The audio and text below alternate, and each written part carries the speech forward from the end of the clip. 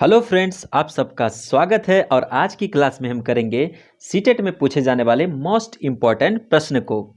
तो वीडियो को अंत तक देखिएगा और अगर आपको इसका पीडीएफ चाहिए तो आप टेलीग्राम चैनल ज्वाइन कर सकते हैं। क्या अपना और हिंदी में लिखिएगा क और ल।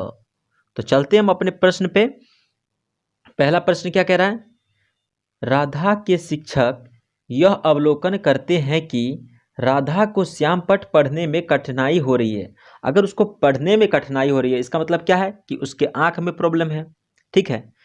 डॉक्टर सलाह देते हैं कि राधा को ऐसे खाद्य पदार्थों की मात्रा बढ़ाने की आवश्यकता है जिनमें निम्न पोषण तत्व, ये तत्व जो है ना, प्रचुर मात्रा में हो।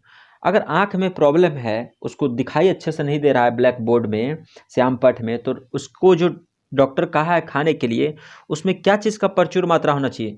विटामिन ए की प्रचुर मात्रा होनी चाहिए। क्यों? सुनिए। अगर विटामिन ए की कमी होती है तो रोग कौन सा होता है? नाइट ब्लाइंडनेस होता है, रतौंधी होता है, जिसमें कि अच्छे से नहीं दिखता है। और उसको अगर दूर करना है, अच्छे से राधा को दिख पाए, उसके लिए जो डॉक्टर सलाह देगी विटामिन ए की, इससे क्या होगा कि उसको प्रचुर मात्रा में क्या हो जाएगा, मिल जाएगा विटामिन ए, जिसके कारण क्या होगा, उसको नाइट ब्लाइंडनेस नहीं होगा, रतौंधी नहीं होगा, वो बोर्ड में अच्छे से देख पाएगी। कौन सा वन्य जीव संरक्षण क्षेत्र हंगुल मृग के संरक्षण के लिए प्रसिद्ध है? वन्य जीव संरक्षण क्षेत्र होता है तो हंगुल मृग के संरक्षण के लिए, उसको बचाव के लिए कौन सा मतलब कि प्रसिद्ध है? तो दाचिंगम। कौन सा है? दाचिंगम। संपूर्ण विश्व में शुरू होने वाली ओजोन परत का संरक्षण एक महत्वपूर्ण पर्यावरण संबंधित पहल है। संपूर्ण विश्व में जो शुरू हुई है ओजोन परत का संरक्षण, कंजर्वेशन, कि ओजोन परत डिप्लेशन से उसको बचाया जाए, महत्वपूर्ण पर्यावरण संबंधित पहल है। बिल्कुल सही बात है। ओजोन परत का संरक्षण किस कारण प्रारंभ हुआ, इसका चुनाव कीजिए। ये जो ओजोन परत है इसका संरक्षण जो आरंभ हुआ था, ये मॉन्ट्रियल प्रोटोकॉल के तहत क्या हुआ था? आरंभ हुआ था।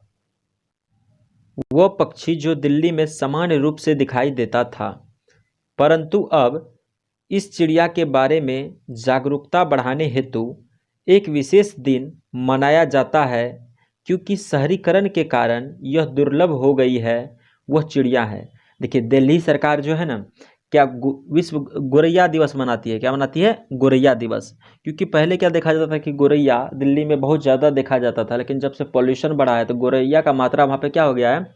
कम हो गया है। तो गोरैया आंसर होगा।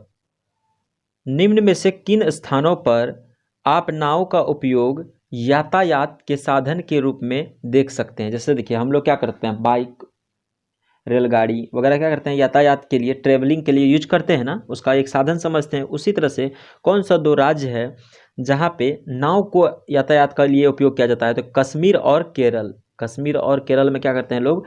नाव से यातायात करते हैं, क्योंकि वहाँ पे क्या है? पानी है। निम्न में से कौन सा एक कीटभक्षी पौधा नहीं है? कीटभक्षी पौधा कौन नहीं है? देखिए, डायोनिया क्या हो गया? कीटभक्षी पौधा है। नेपेथनस भी कीटभक्षी पौधा है और सनड्यू भी कीटभक्षी पौधा है। लेकिन हमसे पूछा है कि नहीं है, तो कौन हो जाएगा? एजीरेटम हमारा आंसर हो जाएगा। ऑप्शन सी हमारा आंसर होगा, एजीरेटम। रानी को एक कपड़े का टुकड़ा प्राप्त होता है जो कि बहुत मजबूत और चटक रंग का है। कैसा है? चटक रंग का है। अधिक छिद्र युक्त नहीं है, उसमें ज़्यादातर छिद्र नहीं, जैसे कॉटन में क्या होता है ना, बहुत ज़्यादा छिद्र होता है। जलने पर गंध उत्पन्न करता है, सभी जगह उपलब्ध है तथा इसके बहुत से उपयोग हैं। सही बात है। पॉलिस्टर का क्या है कि बहुत ज़्यादा उपयोग है। उच्च तापमान में नहीं पहना जा सकता है। ये सारे गुण कौन से कपड़े में हो सकता है? तो पॉलिस्टर में। बहुत ही सिंपल है। पॉलिस्टर का कपड़ा जब आप मार्केट से लोगे तो आप पाओगे कि उन सब में क्या है, ये गुण पाए जाते हैं कि वो बहुत मजबूत और चटक रंग का होता है, बहुत छिद्रयुक्त नहीं होता है, जलने पर गंध प्राप्त करता है, होता है, सभी जगह उपलब्ध होता है पॉलिस्टर आसानी से। इसके बहुत सारे उपयोग हैं। उच्च तापमान में नहीं पहना जा सकता है। उच्च तापमान में हम लोग क्या करते हैं? कॉटन पहनना प्रेफर करते हैं। यदि भिन्न प्रजाति के दो जीव संपर्क में एक साथ आते हैं और इस संबंध में एक जीव को फायदा होता है तथा दूसरे जीव को नुकसान होता है, ऐसे संबंध को कहते हैं, इसको कहते हैं परजीविता। परजीविता एक ऐसा संबंध है जिसमें कि एक को क्या होगा, फायदा होगा और दूसरे को क्या होगा, घाटा होगा। निम्न में से कौन सी ग्रीन हाउस गैस नहीं है? ग्रीन हाउस गैस नहीं है पूछा, अगर पूछता कि है तो कौन कौन है ध्यान में रखिए, कार्बन डाइऑक्साइड हो गया, कार्बन मोनोऑक्साइड हो गया, मीथेन हो गया, ये सब क्या होगा, ग्रीन हाउस गैस है। कौन नहीं है, तो सल्फर डाइऑक्साइड क्या है, ग्रीन हाउस गैस नहीं है। तो यही हमारा क्या हो जाएगा, ऑप्शन सी आंसर हो जाएगा।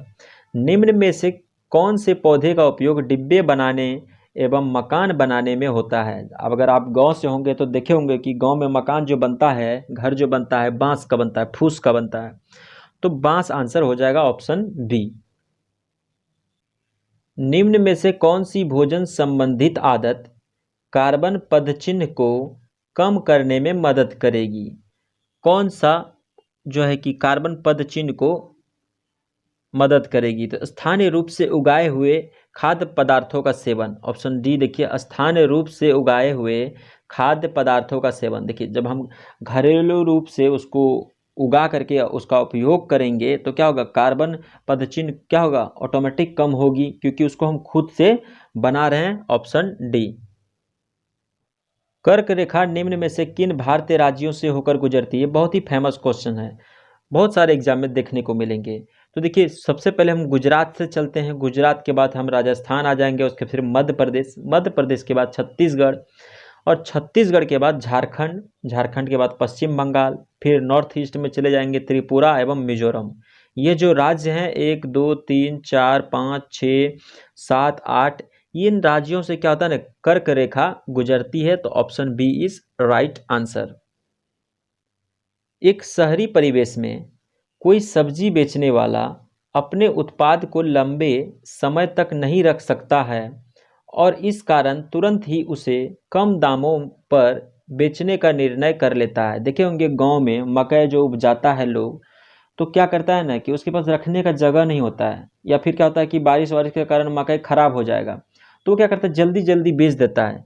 तो शीघ्र खराब होने वाला सामान होने के कारण संकटग्रस्त बिक्री, क्या सोचता है कि शीघ्र खराब हो जाएगा, पानी बरसेगा तो क्या हो जाएगा, खराब हो जाएगा, उससे अच्छा उसके पास रखने के लिए जगह नहीं, तो क्या करता है, संकटग्रस्त बिक्री कर देता है, मतलब कम ही दाम में उसको बेच देगा, क्योंकि उसके पास क्या है, संकट है।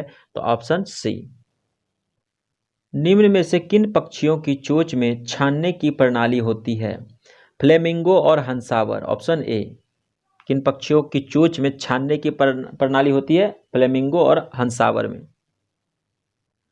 उस जोड़े की पहचान कीजिए जो कीड़ों के लार्वा के उदाहरण हैं।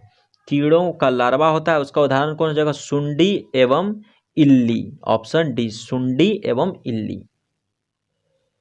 ईवीएस की प्रकृति है, ईवीएस की प्रकृति कैसी है, एकीकृत है, यूनिटरी है, सबको क्या करता है, समाहित करके चलता है। ईवीएस में सब कुछ क्या है, एकीकृत है। ईवीएस का पाठ्यक्रम थीम पर आधारित है, ईवीएस का जितना भी पाठ्यक्रम वो थीम पर आधारित है, क्योंकि थीम छात्रों में पर्यावरण के बारे में एक संयुक्त एवं अंतर संबंधित समझ को विकसित करता है। थीम जो है ना, छात्रों में क्या करता है, पर्यावरण के बारे में एक संयुक्त मतलब मिला करके एकदम कंबाइंड एवं अंतर संबंधित समझ को विकसित करती है। तो ऑप्शन ए क्या हो गया, बेस्ट ऑप्शन है।